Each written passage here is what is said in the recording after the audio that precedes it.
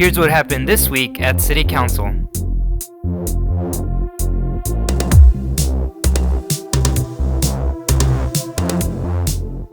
For agenda items 7.1, 7.2, 7.3, and 7.4 is to request support from Council to apply for the Safe Routes to School program federal funding.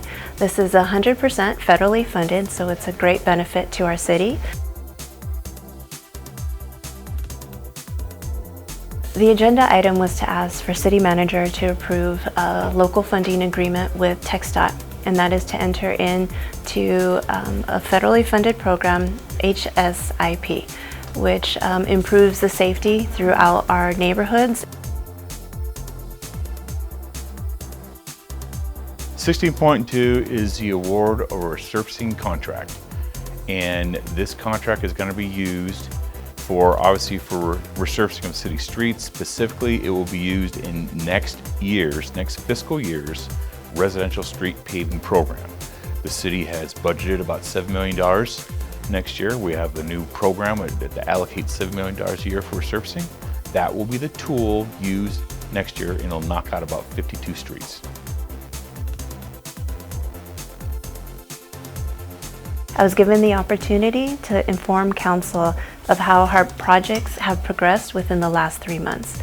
We were able to complete 5 projects and 7 projects entered into the design phase. Also touched on reimbursements. We've done really well. Year to date is 11 million as compared to last year, which we received 4 million in reimbursements.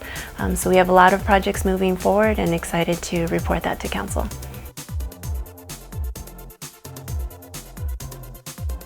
You know, after 25 years of not having measles in El Paso, it's finally here. And this morning, we announced our 5th case of measles here in the community. So the important message that we're trying to get out is to please be vaccinated. Have your kids vaccinated. City Council unanimously approved the second amendment to the land exchange agreement between the City of El Paso and FSW Investments. This is the land exchange that involves us obtaining the future site of Great Wolf Lodge. All the amendment did today was give us a little bit more time to work through the details of the development agreement, and so we've extended the closing date to December 31st of 2019. City Council made 3 motions related to that item. The first was that staff go back and look at the possibility of putting a conservation easement on the land, which really ensures permanent preservation of the land. They also asked staff to ensure that the water utility is compensated, fair market value for the land, and we did identify a funding source. So that's really good that we got that taken care of.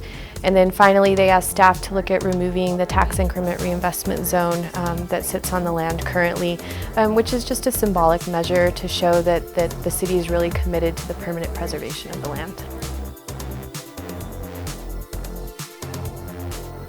The actions that they took was a motion, and it was seconded for to include a proposed budget for the Military Affairs Division.